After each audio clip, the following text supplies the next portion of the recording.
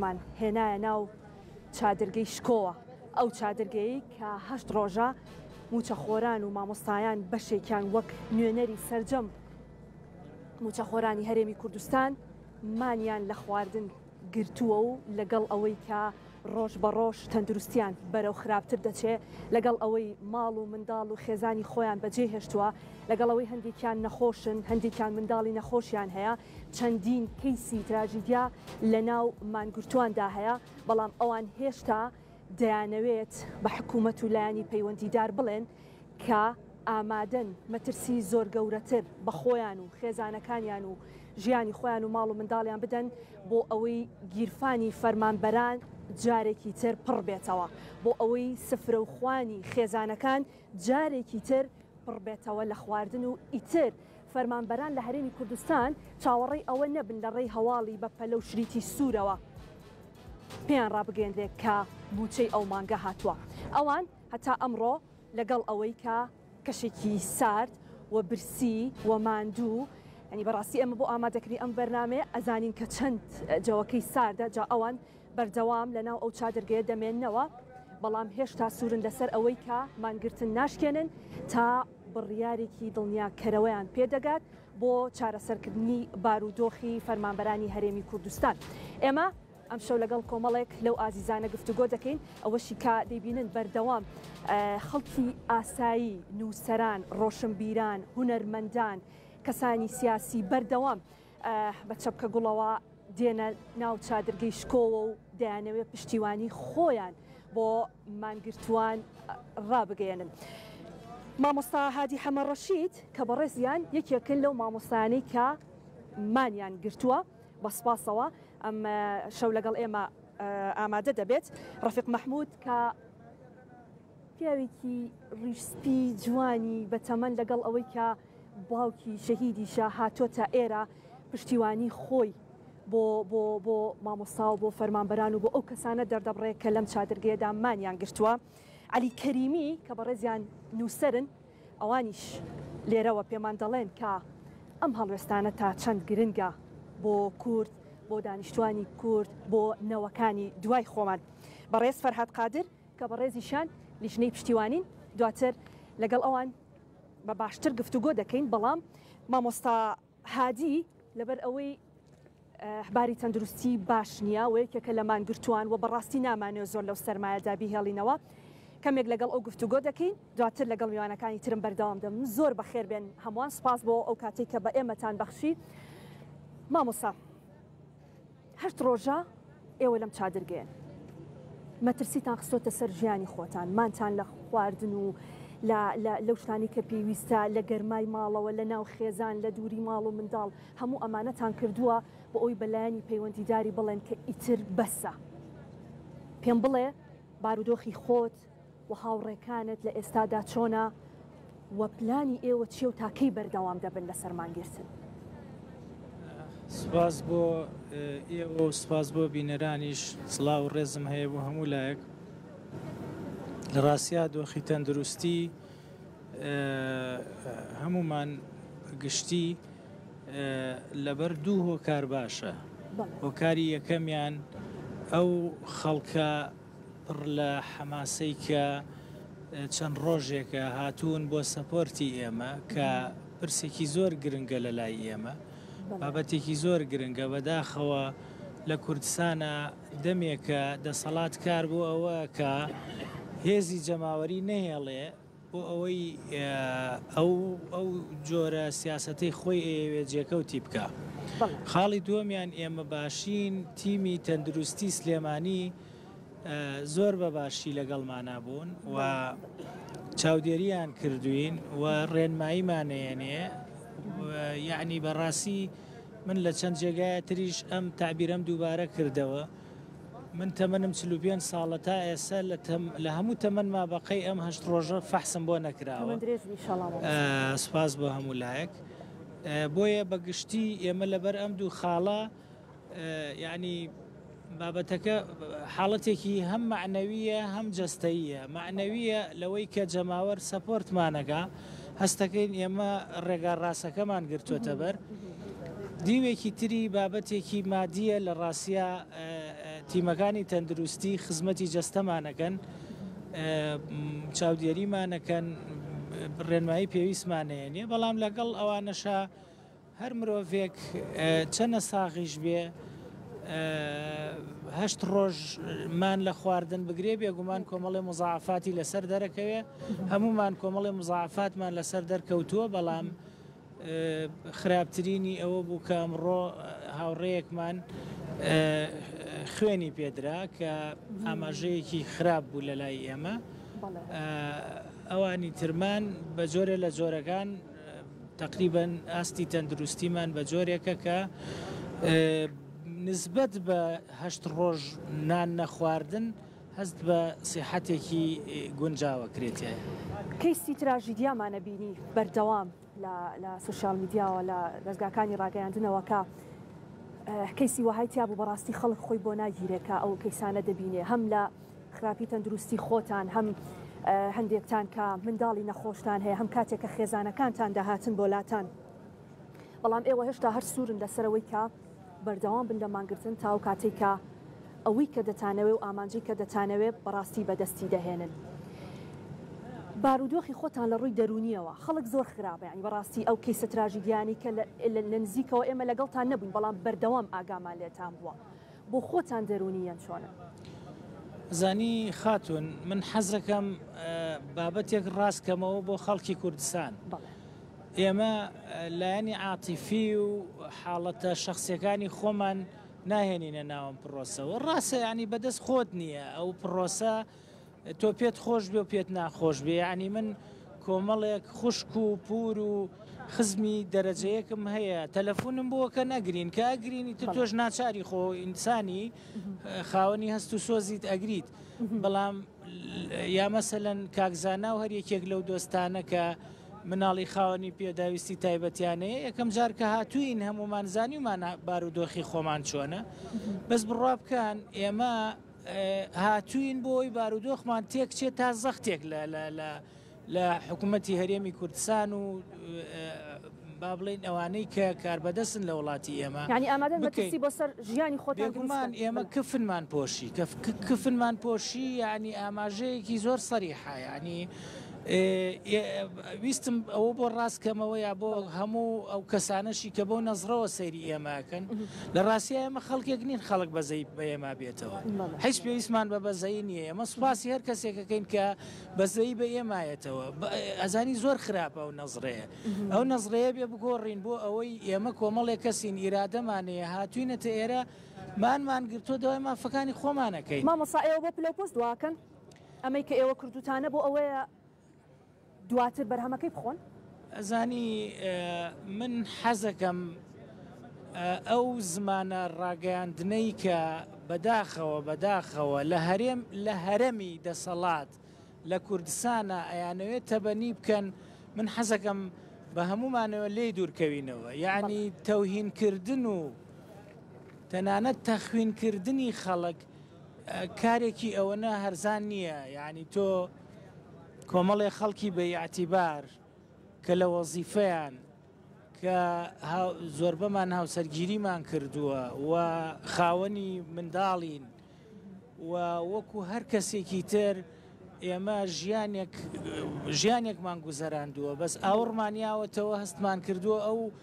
ئەو بارودۆخە نسبەت بە ئەو دەرامەتەی کە لە عێراق و کوردستانە هەیە شیاوی هیچ تاکێکی عێراقی و کوردستانی نییە بە نسبەت خۆمانەوە کە لە هەرێمی کوردستانە پێمان وایە ئەو بە هەدەردانەی کە لە هەردوو زۆنی دەسەڵاتە لە زۆنی زەرد و سەوز ئەگوزەرێ پێمان وا بووە شایستەی ژیانی خەڵک نییە بۆیە هاتوین مانمان گرتووە جا کەسانێک کە تا ئێستا بە جۆرێ لە جۆرەکان بەداخەوە تربێت نەدراون پۆستیان وەرگرتووە بە زمانێکی ناشایستە و نالایەق پەلاماری خەڵکێن لە ڕاستیە من حەز ناکەم هیچ یەکێک لە ئێمە بچێتە ناو ئەو چەلەحانێەوە ڕاستە ئێمە ئەتوانین سنوورێک بۆ جۆرە کەسانە دابنین دادگا هەیە ئەتوانین ئێمە ڕوبەڕووی دادگایان بکەینەوە بۆیان پێیان بسەلمێنین جارێ 1 2 3 لەکوێ ئێمە سەر بە فڵانە شوێنین یەک دوو سێ یعنی تۆ چ مافێک و هەیە ئەڵەی ئەوانە بۆ پلە و پۆست واکەن ئەم قسانە کاریگەری لەسەر هەڵوێستی ئێوە بێت نا بە پێچەوانەوە ئێمە هەستەکەین ڕێگا ڕاستەکە ئەمەیە کە ئێمە گرتومانەتە بەر و پێمان وایە هەڵە نەبووین لەوەی کە ئەمانەوێ دەسەڵاتێکی لەو جۆرە ڕەتکەینەوە خۆزگە ئەو جۆرە لە یاریکردن بە دەنگ و چوونی هەڵبژاردنەکانی هەرێمی کوردستان بۆ ناو تونێلێکی تاریک نهاتایەتە پێشەوە ئەو سامانزانی ئەو زمانە ناشرینەی کە دەسەڵاتدارانی هەرێم پێی ئەدوێن و لە ڕێگەی خەڵکی ترەوە نمایشەکەن ئەو سامانزانی خەڵک چۆن نەتیجەی ئەو زمانەی وەرەگرتەوە بەڵام بەداخەوەکە نامێ زۆر زیاتر بتێڵمەوە بەڵام وەکو کۆتا پرسیار ئێوە تاکیۆ بەردەوام دەبن زانی خاتونجیان ئێمە لە ڕۆژی یەکەم و دووەمە لە تعریفی پرۆسەکە بووین یعنی زۆر دڵتەنگ بووین بەوەی کە هێشتر پرسەکەمان نەبوو بە پرسێکی گشتی لە ڕۆژانی دوای ئەوە لە پێشوازی میوانە ئازیزەکان نبووین و لە گفتوگۆی میدیاییە بووین بۆ ڕوونکردنەوەی پەیامەکانمان کە بەدەستخۆشیەوە بۆ هەموو میدیاکاران تەنانەت ئەوانەشی کە نەقدی ئێمەیان کردووە پەیامەکانی ئێمە چووە ناو خەڵکەوە زۆر باش پاشان قۆناغی دوای ئەوە قۆناغی هاتنە سەرخەتی حکوومەتی هەرێمی کوردستان بوو بە زمانێکی ناشرین قۆناغی سێیەم کە ئێمە دوێنێ بوو یعنی هەستمان کرد سەپۆرتێکی گەورەی جەماوەری بۆ ئێمە هات ئیتر دوای ئەوە هەستمان کرد زمانی دەسەڵاتدارانی هەرێم هەرچەنە ئێمە پێمان وایە بەداخەوە لە دەسەڵاتی کوردیە لە هەردوو زۆنەکە و لە ناو هەردوو بنەماڵەکە دوو جۆر قسەکردن هەیە ئێستا قسەکردنی نێچیروان بەرزانی جیاوازە لە قسەکردنی مەسرور بەرزانی هەروەکو قسەکردنی بافڵ تاڵەبانی جیاوازە لە قسەکردنی قوباد تاڵەبانی بەگشتی یعنی ئەو زمانەی کە دوێنێ قسەی پێکرا ڕاستە هیچ بڕیارێکی تیانە بوو بۆ ئێمە هەستمان کرد بەو لۆ دەرجەماوەری کە کەوتە سەریانەوە گۆڕانکاری بەسەر جۆری بیرکردنەوەیان ناهێنا و ئێستا قسەی تازە بۆیە ئێمە بەردەوامە بین تا ئەوەی بە تەواوەتی یعنی تێ ئەگەن لەوەی کە ئێمە ڕێگە ڕاستەکەمان گرتووە ئەوانیش داخوازیەکانمان جێبەجێ دەستان خۆش بێت مامۆستاگیان زۆر سوپاس کە ئەو کاتت بێمە بەخشی لەگەڵەوەی کە تەندروستیشتان باش نییە ئەگەر بگەڕێتەوە ناو چاردرگاکەت مایکەکەت بێ بە کاک ڕەفیق مامۆستا هادی بە هیوای تەندروستێکی باش سوپاس بۆ ئێوە سوپاس بۆ هەڵوێستان مامە ڕەفیق مامەیەکی جوانی ڕیسپی لەگەڵ ئەوەی کە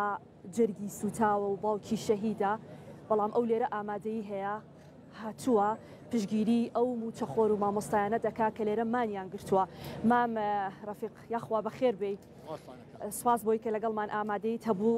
تۆش زۆر ناهێڵمەوە ببوورە ئەزانم کە سەرماتە و جەوەکەی ساردا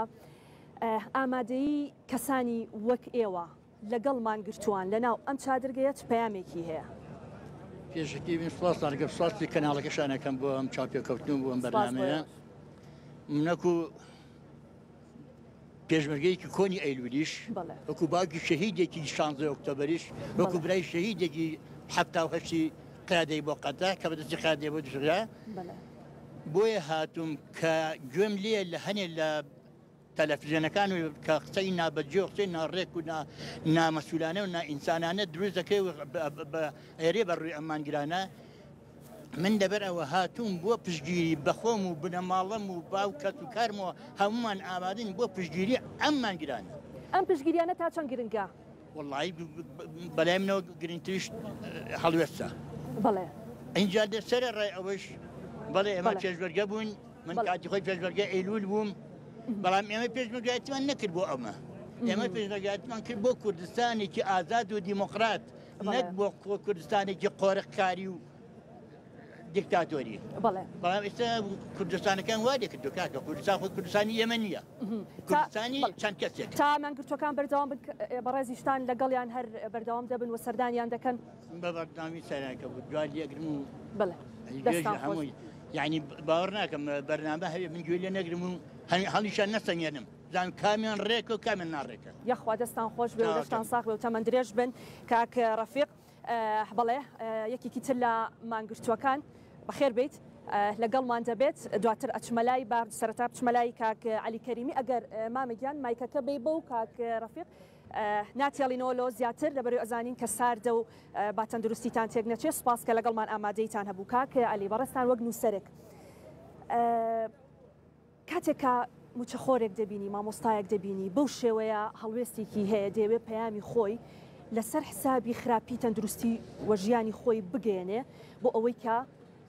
ئەمە وەڵامێک بێ بۆ هەموو ئەم موچەخۆرانی کە لە هەرێمی کوردستان بارودۆخیان خراپە ئەمە چه گرنگیەکی هەیە بەڵێ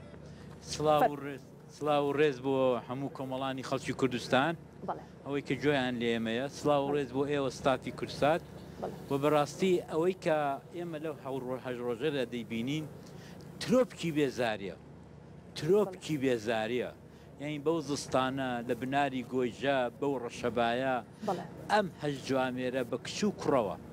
ئەوە دەکەن بۆچی وا دەکەن کاکە داوای مافێک دەکەن لە دەستچۆ داوای مافێک دەکەن کە خوراوە داوای مافێک دەکەن کە لە شیری دایکیان لە شیری دایکیان حەڵالترە بۆیان بۆیە ئێمە وەکو هەر مرۆڤێک لەو کوردستانە وەکو هەر ئازادی خوازێک وەک هەر کەسێک کە بڕوای بە مافەکانی سەرەتایی مرۆڤەیە دەبێ وەزیفەمانە ئەرکی سەرشانمانە کە پشتیوانیان بین بین سەردانیان بکەین بین وورەیان پێ بدەین ئەمە هەرە جاڕزبوونی کۆمەلگایە کە ئەوانە دانێ بەو دەسەڵاتەی بڵێن کە ئێمە چەند جاڕزین باش ئەمە تا چەند گرنگی هەیە بۆ گەڕانەوەی عیزەتی نەفس بۆ ئینسانەکان و بۆ نەوەکانی دوای خۆمان کە پێیان بڵێ ئێمە دەبێ ئاوا مافەکانی خۆمان بەدەست بێنین بە دڵنیایی مانگرتنی ئەو جوامێرانە بە کچ و کوڕەوە چەتە ناو مێژووە یەکێک دەبێ لە هەرە خاڵە پرشنگدارەکانی مێژووی هەرێمی کوردستان و دەسەڵاتی خراپ و بۆگەنی دەسەڵاتدارانی هەرێمی کوردستان کە ئەوانە بەگشت دەسەڵاتێکی کە دەڵێن کوردی پێم ناخۆشەوا بڵم بەڵام بەگشت دەسەڵاتێک داهاتنەوە کە سەردەمێک پیان وابوو دژە بەعسن و دژە ئەنفالن و دژە چین کەچی ئێستا بەدەستی وانەوە مافی میلەتی کورد دەخورێت بۆیە من بەش بە حاڵی خۆم وەکو تاچێک وەکو کەسێک کە لە نزیکەوە ئاگام لێیانە و لە نزیکەوە دەیان ناسم بەڕاستی فەخر و شانازیان پێوە دەکەم و تا بۆم بکرێ لەگەڵیانم تا بۆم بکرێ دەعمیان دەکەم و ئەوەی کە ئەوان کردویانە هیچ ئایبێکی نییە بەڵام لێرەوە پێم خۆشە بەڕاستی بەگشت ئەو قسەکەرە ناکەرە بکەم کە ناقسەکەرە بکەم کە دێ دەڵە لەسەر میدیاکان دەڵێ ئەوانە سەر بە باڵێکی دوژمنن ئێمە سەر بە باڵی دوژمن پێی دەڵێن جاش کاکە ئەوانە جاژ نین ئەوانە مرۆڤی ئازادی خوازن ئەوانە مرۆڤێکن کە جێگای حرمەتی هەزاران هەزار نەفەر بوون کە دوێنێکانە هاتن بۆ ئێرە و پێشوازیان لێکرا ئەمە چۆن دەتوانم ئەوەی قبول کەم کە کابرایە کە نازانە دەستی چەپ و ڕاستی خۆی چیە هێن مناڵە نازانە دەستی چەپ و ڕاستی خۆی چیە بەداخەوە حکوومەتەکان ئەوەندە سوک کردو کە ئیوا دەبێتە قسەکەری حکوومەت ئەمن داوا دەکەم کە سەرۆکی هەرێم بێتە سەرخەت و ئەو قسەی قبول نەکا دوێنێ پامێکی ناردووە ملایم بووە بە دڵمان بوو خراپ نەبوو بەڵام ئەو دەبێت قبولی نەکا کە لەو لایەوە ئامۆزاکەی ئەو پەیامەی هەرفڕەدا دەریە قسەی خۆی کرد ئەمن پێم وابێ دەبێ ئەو برایانەشم ئەو خوشکانەشم ئەلەوەی نەگوزەرێن و داوای ئەوە بکەن کە ئێمە نەجاشین ئێمە داوای مافێکی ڕای خۆمان دەکەین و ئەو برادرش بە قسەکەری خۆمان نازانین دەستخۆش کاکە فەرهاد بەڕێستان وەکو لیژنەی پشتیوانی سەرباری ئەوەی کە لە هەندێک شوێنەوە دەستخۆشی لە مانگرتوان کراوە هەڵوێستیان بەرز نرخێنرا و ئەوان داوای مافێک دەکەن کە بە تەنها بۆ خۆیان نییە بۆ تەواوی فەرمانبەران و موچەخۆرانە لە هەرێمی کوردستان بۆ گەڕانەوەی خۆشبەختی و ئاسوودەیی و گیرفانێکی پڕە بۆ خێزانەکان دەبێت بەو شێوەیە وەڵامی هەڵوێستەکەیان بدرێتەوە. سوپاس بۆ دیدارەکەتان بەڕاستی ئێمە لێرە ئەبێ هەمومان هەموو تاک بەتاکی کۆمەڵگای کورد سوپاس و پێزانین تایبەتی هەبێت و بۆ ئەم کۆمەڵە مەردەکە لەم خێوەتا بەکارێکی ئەخلاقی هەڵساون کە دەستیان بۆ ژیانی خۆیان بردەوە بۆ خۆشگوزاردنکردنی ژیانی خەڵک. ئەمە لە شاهەمەدی هەموو کەسێ ناوشێتەوە، ئەمە لە ئازایی هەموو کەسێ ناوشێتەوە. کۆمەڵی خەڵک ئامادەبێ قوربانی بە گیانی خۆی با بۆ خۆشبەختکردنی کۆمەلگایەک. من یعنی بەڕاستی لە ژوورۆ کاکە حەمەی مانگر و کاک نەورۆزی مانگر و هەندێک لەو دۆستانە کە بەردەوام سەردارمانەکەن بەڕاستی هەموو جا دڵم پڕە بێ بۆ لە ساڵی 92 گەمە مناڵ بووین کە ئەم مانگرتوانە لە سلێمانی لە هەولێر و لە شارەکانی کەمانیان کرد داوای چیان کرد بۆ گەلی کورد، داوای هێڵی 36 و ئازادکردنی زیندانیانی سیاسی و ئاوادانکردنەوەی گوندەکان و ئەم داواکاریان هەبوو. بۆ بێت دوای 32 ساڵ کۆمەڵی خەڵک دەست بۆ ژیانی خۆی بەرێت لە ژەر دەسەڵاتی ئەو دەسەڵاتی کە مانگرتوانی پێشوو بوون بە هۆکاری مانەوەیان و هێڵی 36 بۆ دروستکردن و تا ئێستا ماونەتۆ لە ناوچەکە ئێستا ئەوان هۆکار بن بۆی کە خەڵکێک دیسانەوە بێتەوە سەر شەقام و لێرەمان بگرێت ژیانی خۆی بخاتە مەترسیەوە بۆ گەڕانیوە مافیەکی ئاسایی کەوەکو کاکەریم وتی لە شیری دایکمان پێمان حەڵاڵترە. مێژوو خۆی دووبارە کاتەوە بەڵام بەداخەوە جارە بەرامبەر بە سەدام جارە بەرامبەر بە دەسەڵاتی کوردی کەمە زۆر نایەکسان ئەم دوان نەبەراتکەین. ئەم کۆمەڵە دۆسەی کە ژیانی خوانیان لێرە لەسەر دەستیان دانا و ئامادەن بەختیکەن لە پێناو ئەو خەڵکەیە بەداخەوە ئەبینین کۆمەڵێ خەڵک تۆمەتیان ناخاتە پاڵەوە بە تایبەتی وتەبێژی حکوومەتی هەرێم کەمانە بە کۆمەڵی خەڵکی هەلپەرست و کۆمەڵی خەڵکی پیاوی دەرە و کۆمەڵ ئەوانە یان بەتەمان ئەمانە پلەپۆز وەرگن. ئەنی بەڕاستی لە کوردستانە پلەپۆز وەرگتن زۆر ئاسان بووە، یعنی بەس شان بتەکێنەوە مل خوستکە بۆ کۆمەڵی خەڵک زۆر بە ئاسانی لە کوردستانە پلەپۆز وەرگن. پێویستی بەوە نیە خۆ هەمومان لە ناو باڕدۆخاژین زۆر باش لە واقعی کوردستان تێگەشتوین پلەپۆز وەرگتن ئەمڕۆ بووە بە شتێکی زۆر ئاسان بەس پیاوی یەکێک بێت لە پیاوەکانی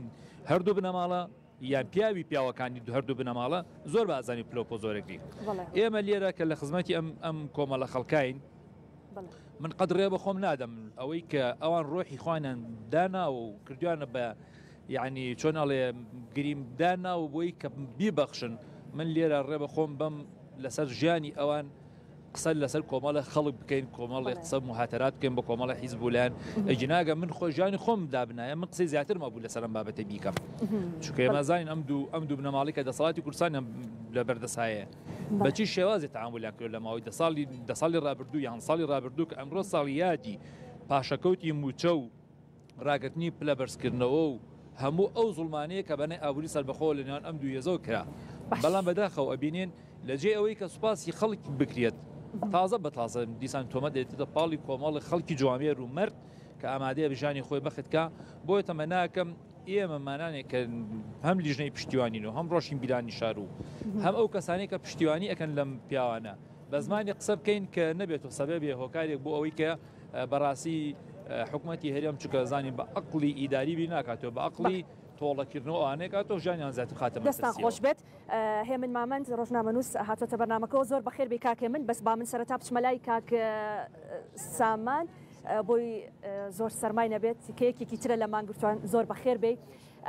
باسێکی ئەوەم بۆ بکە کە ئێوە ماوەی 8 ڕۆژە لە ناو چادرگەی شکۆ کۆمەڵێک مامۆستا و فەرمانبەرن هەمانتان گرتووە لە خواردن و دەستان لە ژیانی خۆتان و خێزانتان هەڵگرتووە پەیامێکتان پێ دەتانەوێت بیگێنن و ئێوە نوێنەری سەرجەم و چەخۆران و مامۆستایانن لە هەرێمی کوردستان لە دڵەوە لە ناخی خۆتەوە خۆشبەختیەکت هەیە کە تۆ ئامادەی ژیانی خۆت بخەیتە مەترسیەوە لە پێناو خۆشبەختی خەڵکی کوردستان و فەرمانبەران. بەڵێ سپاس بۆ بەرنامەکەتان. من یەکەم فەرمانبەری زانکۆم دووەمیش وەکو نوێنەری کە سوکاری شەهیدان هاتووم من کوڕە شەهیدم زۆر بەخێر هاتوشم لێرە مان بگرم بۆ ئەو شوێنەمان هەڵبژار بەردەم نەتەوەیە گرتوەکان ئەمە هاتوین داواکاری لە کۆمەلگای نێودەوڵەتی بکەین نەهاتوین داوای هیچ داوایەک لەو حکوومەتە بکەین چونکە ئەوانە بە درێژای 33 ساڵ هیچ حسابێک نەبوو خۆ پیشاندان چەندان کەسمان چەندان هاوڕێ خۆم بەبەر چاوی خۆمەوە لە شەقام شەهید کرا لەسەر داواکردنی بچووکترین یعنی مافکا و کارەبا و موچە بوو بۆیە ئەمە هەموو ڕێگاکانمان تاقی کردێتەوە ئەمە دوایین ڕێگای مەدەنیە من وەک خۆم بڕوام بە ڕێگای مەدەنی نەمابوو بەڵام ئەمە چونگە بە مەرج تێدایە ئەمە هاتوین بۆ گیان فیدا بۆ ئەو گەلەی کە ڕۆژانە یعنی خەجاڵەتمان دەکەنەوە بە هەموو شێوەیەک دێن فرمێسکی وەفامان بۆ دەڕێژن ئەو وایان لێکردن زیاتر سووربین ئەو گەلێکی مەزڵومە ئەو خەڵکە خەڵکیی بە وەفایە بەڕاستی ڕۆژانە دێن کە علی بۆ خۆی ئاگای لێ لە بەرچاوی ئەوەی دێ ئەنی فرمێسکمان بۆ دەڕێژێ ئەنی مەزڵومی و دڵسۆزی خۆمان بۆ نیشانەدا ئێمە سووتری کردین لەوە سەرەوەی یان ئەوە تا شکۆ بۆ تاک دەگەڕێتەوە دووهەمیان بە نیشتیمانیکردنی موچەکانمان کاتێک ئێمە بۆ دەڵێن کە موچەکانمان بە نیشتیمانی کرا شکۆ دەگەڕێتەوە چونکە ئەوانە ئامادە نین موچەیەک کە لە ژێر دەستی خۆیاندایە لە بەغداوە بێ باشە کاتێک کە ئێمە موچەمان بە نیشتیمانی کرا سەری مانگ موچەی من سی مانگ هاتە سەر ئێستا بانقی کەم ئەو کاتی کابرایەک ناتوانێت لە کۆمیتە یان لە لەقەوە فشار لە من کات بڵێ موچەت دەبڕم یانەوە تا ئەوە دەبرمەگە دەنگم پێ نەدەی یان هەڕەشەی نانڕین لێکە یان لەسەر تاوتینکردنی موچەی فەرمانبەر بەدڵنیاییەوە ئێمە هاتوین داوا لە کۆمەلگای نێودەوڵەتی یوێن دەکەین هیچ داواکانێکمان لەوانە نییە نازانم سەرۆکاتێرم خۆی مەژغوڵ کردووە و وتە بێژیان و تاردەدا و ڕۆژێک وەزیری دارایی قسە دەکا و هەرە وەزیری دارایی هەفتێک پێشەڵبژاردنەکانەوە هەتا دوای 3000 وعدی دەستەکار کێشانەوەی داوە جارە کاکاوات با بۆ خۆی ئەو بەڵێنەی کە لەگەڵ ویژدانی خۆی داوە بە دەست لە کار بچێتەوە ئەو جارەمە بڕوا بە بەڵێنەکانی ئەوەکەین کە ئەوان خەمی تەندروستی ئێوەیان بێت نا ئەگەرەوان لە خەمی تەندروستی ئێمە فەرموو ئەو شەو یەک میمۆریە یەک کلیکیشە بە ئێستا بۆ نمونە مەبەستیان بێ بە دەدەقی کە دەگاتە وەزارەتی دارای عێراق هەمووی ئازرە فلاشە مەبەستیان بێ ئەنی دەینێرن بۆیە و ئەوان وەزارەتی دارای دەڵێ ئێمە ئامادەین بۆ تەڵتینکردن دووهەمیش بەڵێ وەکو کوڕە شەهید و کەسوکارێک شەهید ڕاستی یەشێتی لەو مەوزوعەی دڕوویەکی زۆری پێوە دیارە کاک باڤێڵ گوتی ئێمە تەڵتینەکەین بانگەشەیەکی گەورەی کرد کاتی بانگەشەکەی خەڵکی جۆش وەک خۆم دەمێک ساڵە ڕاستە کوڕەشەهیدی یەشێتیم هیچ مەڕبوتێکم ڕەخنەشم زۆر لە یەشێتی کە تۆ زۆریش دژی بووم قەتیش یەشێتی نەبووم بەڵام وای هاندا بووم لە من وایە پارتی هەر دەڕوخێنێ نەک تەڵتین بەس ئێستا بۆ کاک باڤێڵ عنی نایە بەڕەسمی داوا بکە ئێستا من داوا لە کاک باڤێڵش کاخوبادی شەکەم ئەگەر بڕیارێکی جەری یان پێنیە بڕیارەکە دڵنیام لەوەی پارتی موچەخۆری خۆی نانێرێ بەڵام داوای لێەکەم یان نەیە سەردانمانکە یان کە ها سەردانمانکە ئامادە بێ بە پێ و بڕیاری دادگای فیدراالی هەیە وەک پارێزگای ناڕازی بە لیستی پوختەی ڕاژەی فەرمانبەرانی سنووری سلێمانی ڕاستەوخۆ دەدەقی پێ ناچێ بینێری بۆ وەزارەتی دارای بەڵێ وەزارەتی دارای عێراق کەناردی بۆیە دڵنیا بۆ وەزارەتی دارای عێراقیش بۆ خۆی بەیاننامەدە دەکات دەڵێمە وەکو پارێزگای ناڕازی ئامادەین تەڵتینی موچەی سنووری سلێمانی کرد بۆیە دەستخۆش سامان ئەگەڕێمەوە وڵات کاک هێمن زۆر بەخێر بێت زۆر سپاس کاک هێمن هەمیشە لە تەواوی ئەو خۆ پیشاندانانی کە پێشتریش لە شاری سلێمانی کراوە بایکۆتی مامۆستایان داخستنی دەرگای خوێندنگاکان و بەمەشەوە کە تازەترینیانە و 8 ڕۆژە فەرمانبەران و مامۆستایان مانیان گرتووە و تەندروستیان تابێ بەرەو خراپتر دەڕوا هەمیشە خەڵک قسەی ئەوە دەکات دەڵێ بۆ ئەمە تەنها لە سلێمانی بۆچی لە شارەکانی تر و لە پارێزگاکانی تر ئەمە ناکرێ ئەخۆ فەرمانبەرانی ئەوانیش بە هەمان شێوەی فەرمانبەر و مامۆستایانی سلێمانی موچەوەرەگرن ئەم بابەتە بۆ تەنها لە سلێمانی هەبێت مەبەستت کۆریای باکوورە؟ مەبەستم پارێزگاکانی کۆریای باکوور لە شارێکدا کە مامۆستا جیهان تەنها لەبەرەوەی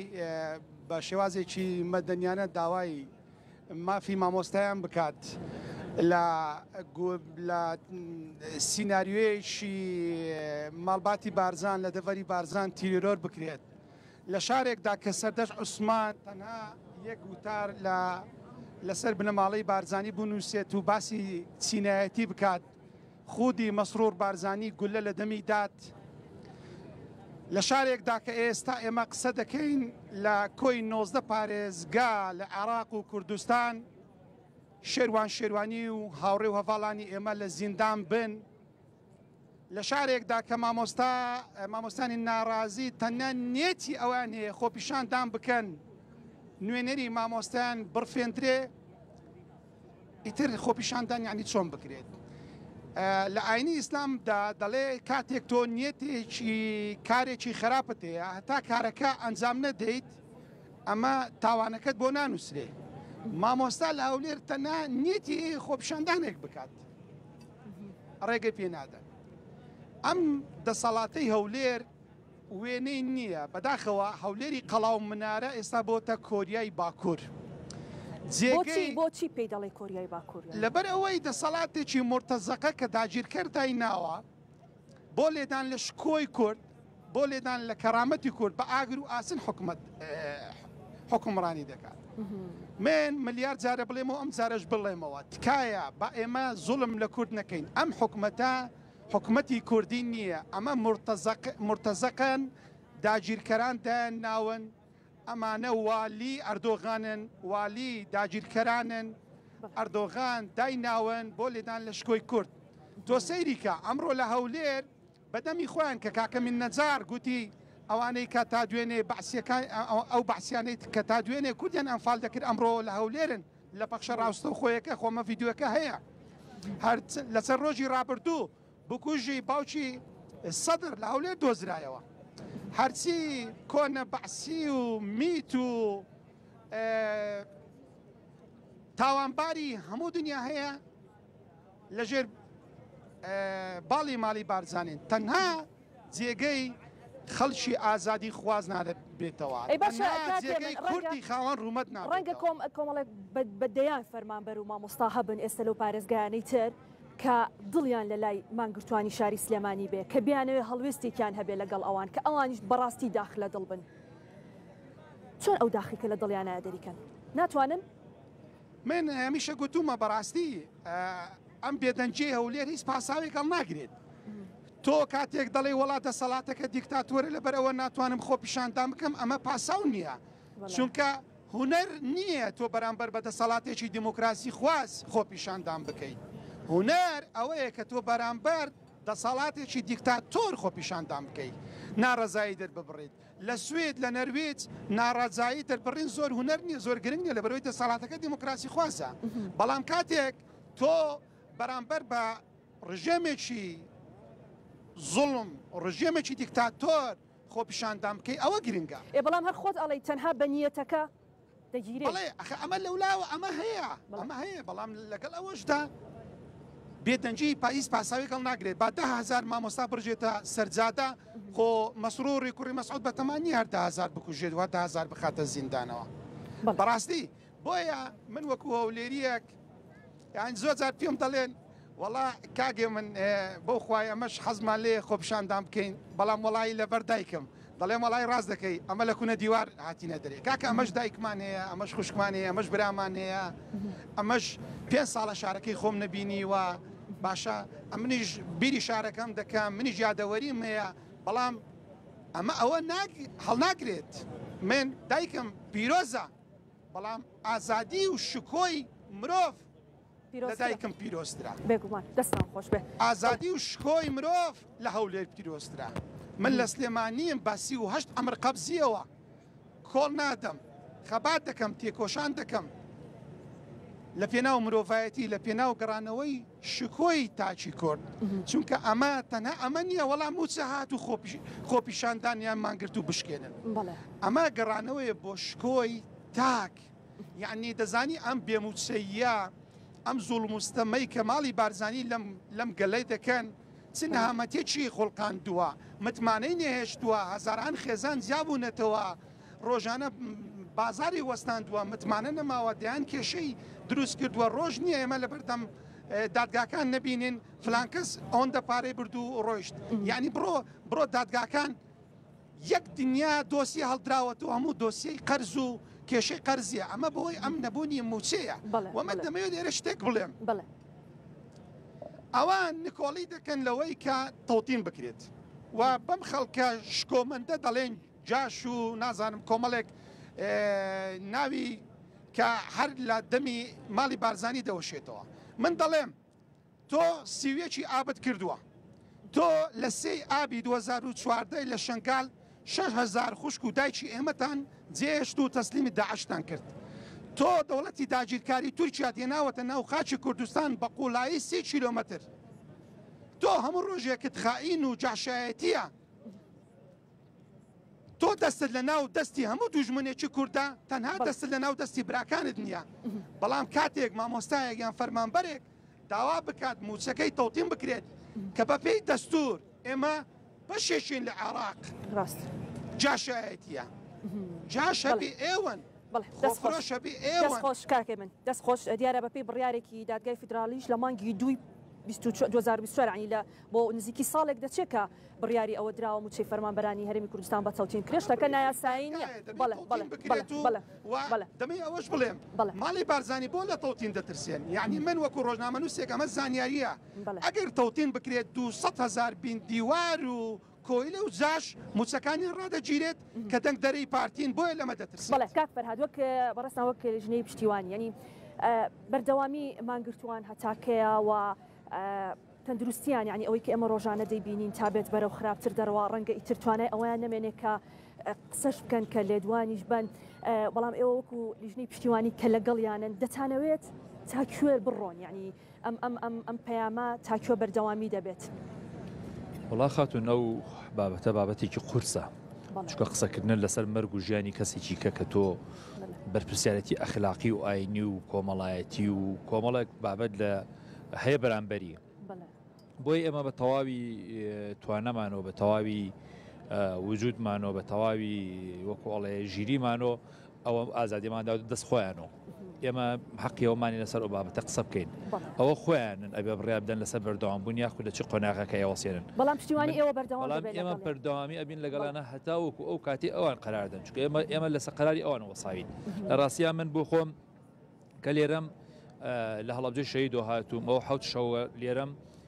هەر شەوێکی بچمەوە برادران ئاگادارن سەعات 1 و 2 لێرە دەرەچم سەعات 8 و 9 ئێمە ئێرە جارێکیکە بەڵام ئێمە بە هەموو جۆرە لە خزمەتی ئەوانین بەڵام خزمەتی ئێمە ئەوە ناکە ئێمە ئەوان وەکوڵێ ناچارکەین یاخود بڵێ جۆرە لە جۆرەکان ڕووگیرکەین بڵێ ئەوان تەواوی ئازادیان هەیە لە بڕیادان لەسەر مەسیری خۆیان چونکە لە ڕاستیە من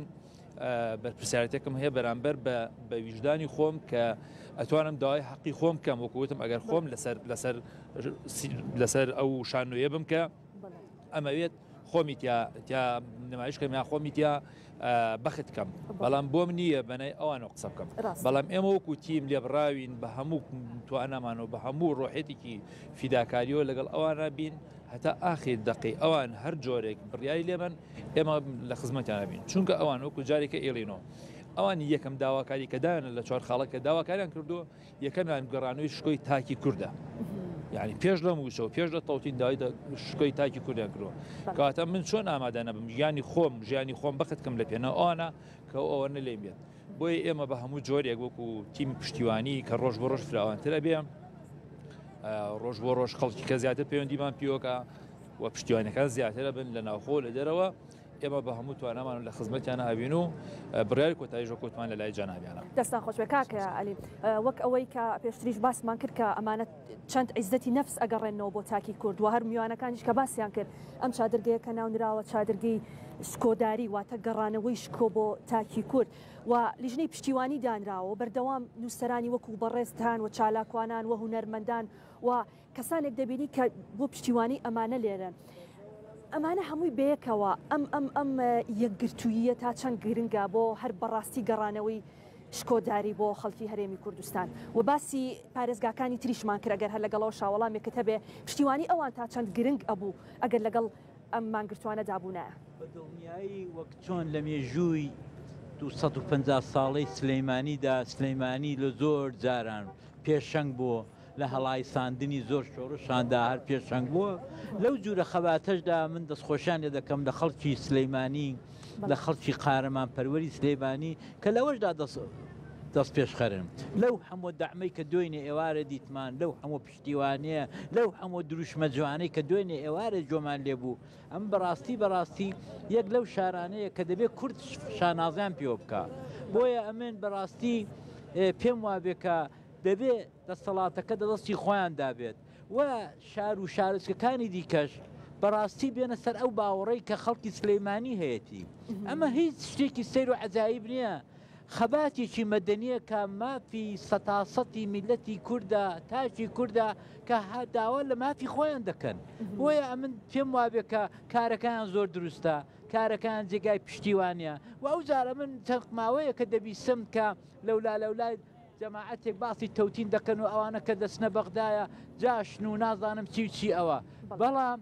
ئەمن پێم سەیرە ئەو میلەتە ئەنگو بۆ پێتان وایە ئەو میلەتە ئەوەی کە ئەوانە دانێ مەعاشەکە بچێتەوە بەغدایە کاکە ئێوە بە درێژای ئەو 33 ساڵە دەرتان خست دەستێکی ئەمین نین ئەمانەتدار نین مەعاشەکەیان دەخۆن ئەمە حەقیقەت ئەو میوانە بەڕێزە هاتۆتە ناو بەرنامەکەەوە ئەتەوێت قسەیەکمان بۆ بکەیت با بزانین ئێوە قسە بکات بەس حەزەکەی فەرموو کاک فەرهاد دانیشەرەوە وتمان ئەگەر قسەیەکی هەیە بە ئەویش بیکا بەڵێ من پرسیارێکی زۆر سادە دەکەم زۆر سادە بێ زەحمەت جەنابی قسە کرد جەنابی مەسعود بارزانی جەنابی ئەوەی کە ئەو تۆهینانە بەو خەڵکەی دەکەن کە مەعاشەکان لە بەغداد دەوێت یا لە هەر جێگایشکان دەوێت بێ زەحمەت تۆ بۆ خۆت دەستێکی ئەمین بای مەعاشیوانت نەخواردبایە با ئەوانەش فەقر و شانازیان کردبایە کە مەعاشەکان لە ئیدارەی کوردیەوە دێت ئەوجار لە لایەکی دیکەوە بێ زەحمەت پێم بڵێ چەند سەد کەس لە ئەندامانی بنەماڵەی تۆ لە ئەندامانی پارلەمانی تۆ لە کادرە نزیکەکانت مەعاش لە بەغایە وەردەگرن بۆ مەعاش بۆ ئێوە لە بەغا حەڵاڵە بۆ مەعاش بۆ خەڵکی فەقیر و هەژار و فەرمانبەری دیکەی کوردستان حرامەکە لە بەغداوە بێت ئەمن ئەوم پێگاڵتە جاریە دیارە ئەوانە خۆڵ بە چاوی خەڵکدا دەکەن بە درێژایی مێژوو هەروایان کردووە ئیتر بە شتێکی یاوە دەین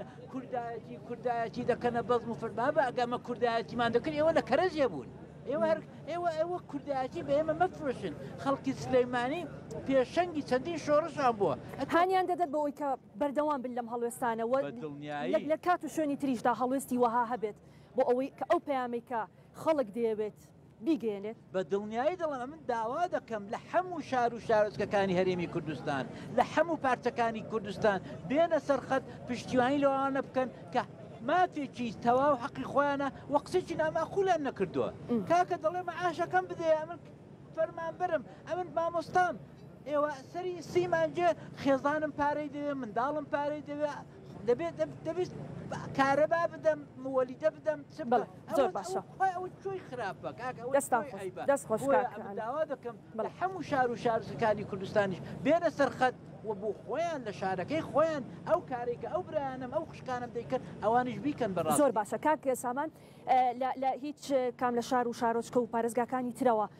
خەڵک فەرمانبەران موچەخۆران مامۆستایان هاتوونەتە ئێرە بۆ پشتیوانی ئێوە دڵنیایی ئێساگە زوومی کەناڵەکەتان تەماشای و لافتانەکە ئەمە هەریەکەیان ئیشار و شارۆچکە و قەزا و ناعیەیەکە بەڕێپەیوان دێن بۆ پێشوازیمان پشگیری خۆیان دەرەبڕن بۆیە من لێرەوە داوا لە سەرجەم کاسبکاران دەکەم دوکانداران دەکەم کرێکاران دەکەم هەتا سناعەکان کە ڕۆژێک دیاری بکەن کە ئێمە نیازیەوەمان هەیە داوایان لێ بکەین بۆ ماوەی 3 ڕۆژ ژیان ڕاگرن وەکو پاڵپشتێکی مانگرتنی گشتی ڕوو بدا قەینامان لە خواردن مەگرن ئێمە و 12 کەسەمان ئەوە خۆمان یەکلای کردوتەوە بۆ مردن بەس ئێوە پاڵپشتیمان کرد ئێوە مانگرتنێکی گشتی ڕابگەێنن ژیان با بوەستێ کاک سامان بۆ خۆت یەکلایی کردوتەوە بۆ مردن تۆ پێشتر لە بەرنامەکە باسیەوەت کرد کە بەڕێستان کوڕە شەهیدن بەڵێ باوکی بەڕێستان خوا لێی خۆش بێ بەڵێ خۆی کرد بە قوربانی بۆی من ئەوەی ئەم ڕۆژە کوڕەکەی باوکم خواتومان بگرێت هامر زانی بایی کوڕەکەی ئاوای بەسەدی خۆی بە کوژەدا نەخێر ناشتیوای نەدەکرد دڵنیا بلەوەی پێشمەرگە دێرینەکان هاتە لامەمان کوتیان ئەگەر ئێمە زانی بامان ئەو ڕۆژە بەسەر گەلەکەمان دێ هیچمان ئامادە نەبووین ئەو خەباتەی خۆ بە کوژ دەین ئەوانیش بێدەسەڵاتی خۆیان کۆمەڵێک منداڵ کە شیرە خۆرە بوون گوتیانەوانە هاتوونە سەر حوکم ئێستا هیچ ڕێزێک بۆوانیش دانانێن ئەنی وەکو مافیا دەژین نازانم لە دیکتاتۆرترین وڵات شتیوانە بۆ چێوانە دەیکەن بۆیە ئێمە بەردەوام دەبین ئەگەر باسەوە دەکرێت کە موچەی مانگی یەکی فەرمانبەرانی هەرێمی کوردستان دابش دەکرێت ئێوە بە پێدانی موچەیەک مانگرتەکەتان دەشکێنن نەوەڵا بە پێدانی ئێستا 3 موچە لەسەرێکمان 4 موچەمان بێک هەفتە بدەنێ مانگرتن ناشکێنین من لێرەوە بە تاڵەبانیش و مەسوور بارزانی دەڵێم کە دەسەڵاتەکە لە ژێریواندایە پێیان دەڵێم گرە و لەسەر گیانی ئێمە نەکەن ئێمە 12 مرۆڤی تەواو یاخین تەواو کە هاتوین بۆ مردن هاتوین هاردوین یانەوە تا سەر دەکەوین یان بەشکۆمەندی لەو ژێر ئەو خێمەیەدا دەمرین با گرە و لەسەرەوەی نەکەم بڵێ ئەوانە وەڕەز دەبێن یان وە خۆپیشاندانەکە ئەمە باسی مەرگە ینی تەماشاکە من هاوڕێکانم بە پێی ستاندارەکەی سکافەی قاوەی بێشەکرت بۆ هەیە لەگەڵ ئاو بەس من ئەوەشم نەخواردوتەوە ئەها پێستم و شکوشک بۆتەوە دکتۆرەوەی بۆ بەدانام گوتی گورچلەکانش بەرەو زعیفی دەچن بەو ماوەیە و هیچ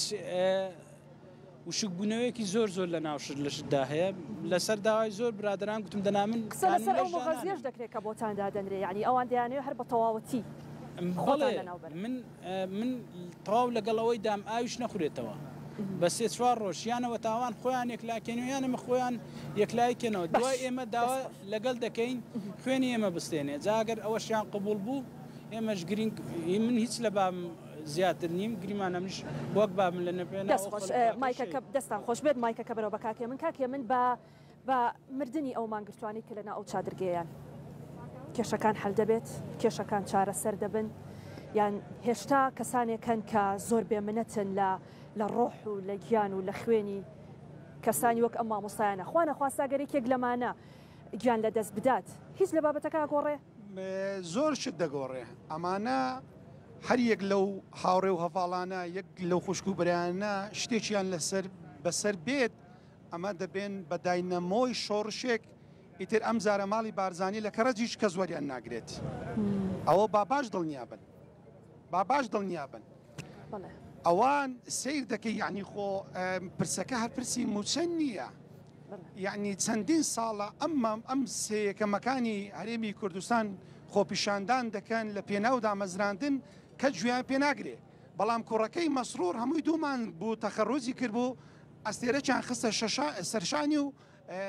پۆستێکیان دایێت یعنی ئەمە قەزیەکە قەزیەی چینایەتیە قەزیەی پشکانی شکۆی کووردا وەکو گوتم یعنی داگیرکەران ئەمانەیان داناوە بۆ لێدان لە شکۆی کورد ئەمە شەڕی تایبەتە بۆ ئەوی بڵێن کورد و حکومڕانیان نەگوتووە بۆ ئەوی بڵێن ئەها کورد ئەمە حکومەتەکەتان بوو بەڵام سیرکە لە ڕۆژاوای کوردستان هەموو دنیا هەموو گۆی زەوی فەخر دەکات بە ئیدارەی خۆسەری ڕۆژئاوا بۆچی لەبەرەوەی لەوێ چینایەتی نییە لەبەرەوەی لەوێ زوڵم و ستەم نییە لەوێ ئەخلاق و شکۆی جگە لە کورد پێکاتەکانی تریش ڕاگیراوە باشە وتیان ئێوارە کاکێ هێمن کە هاتۆ بۆ چادرگەی شکۆ بە سەبەتەیەک نێرگزەوە هاتووە گوڵی نێرگز و وچێتی بەهار هات هەر بەڕاستی ئەمەی کە دەیبینی بۆ خۆی سەرهەڵدانی وەرزێکی نوێ و هاتنی بەهار دیارە بەمانە جوانەکەی و گۆڕانکاریە لە سیستەمی حکومڕانی وڵاتە ئەم چەپکە نێرگزەی کە ئێوارەی ئەمڕۆیەنان بەناوی سعدیەی دایکمێنم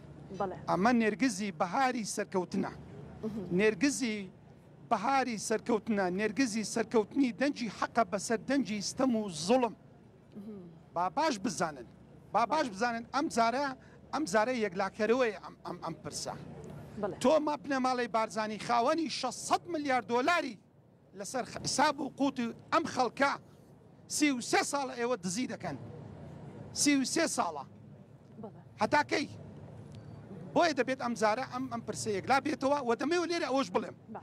ئێمە لەسەر ڕۆژی ڕابردوو زۆر قسەمان بەم ناپێشەوایە گوت ئەم قسەمانەی کە ناپێشەوا کردی قسەی خودی مەسرورە چونکە جەنابەت دەزانی و هەموو بینەرانیش دەزانن قسەی وتەبێش تعبیر لە حکومەتەکە دەکات لە قسەی سەرۆک وەزیران دەکات و دەمەوێت ئەوەش بڵێم ئەمە کورد دەڵێت گەورە ئاو دەژێنێ بچووک پێ لێ دەخشێنێ ئەمە ویراسەیە ماوەتەوە بەداخەوە مرۆڤ لە ویراسی لە باو باپیرانی شکۆ و سامانی بۆ دێتەوە یعنی ئەمەش مەسلەی ویراسیەکە من ئێستا دەمەوێت پێت بڵێم نەخۆشی مەسەلەن تۆ تووشی شەکرە دەبی تووشی زەخت دەبی تووشی شێر پەنجە دەبی دەڵێن ئەمە ویراسیە و لە باوارت بۆ ماوەتەوە بۆیە ئەم پێڕێزەی مەسرور و وتەجێژەکەی مەسرور ئەمە لە مەسعود ماوەتەوە ئەگەر لە بیرتان بێت کاتی خۆی کە مەسعود سەرۆکی هەرێمی کوردستان بوو گوتی بۆ خۆتان بە خۆ پیشەندەرانی گوت بۆ خۆتان هەڵدەپڕێن چی دەفرنووسێن شایە دەکەن ئەمە ئەخلاقی مەسعودی باوشی مەسرورە شەکرە و سەختی لە وەرەسەوە بۆ بێنێتەوە باشتر نیە لەو بێڕێزیە بەڵام بەرەوە ئەو شەکرە و زەختی کە بەڕێستان باسیەکەن ئەگەر بە میرات بۆت بێت و بڵێ لە باو باپیرانەوە وەرم گرتووە باشتر نییە لەو بێڕێزیە کە باسیەکەی بەئەکەیت نەخۆشیەک لە باوانت بۆ من بۆ وەچەکانی بمێنێتەوە شانازیە. ئێستا من چاوی کزم لە سعدەی دایکم بۆ ماوەتەوە، ئەمە شانازیە. ئەم ئازایەتی و ئەم کۆڵنەدانەی من لە مامەندی باوکم بۆ ماوەتەوە کە پێشمەرگە بوو لە پێنە ئەو نیشتیمانە،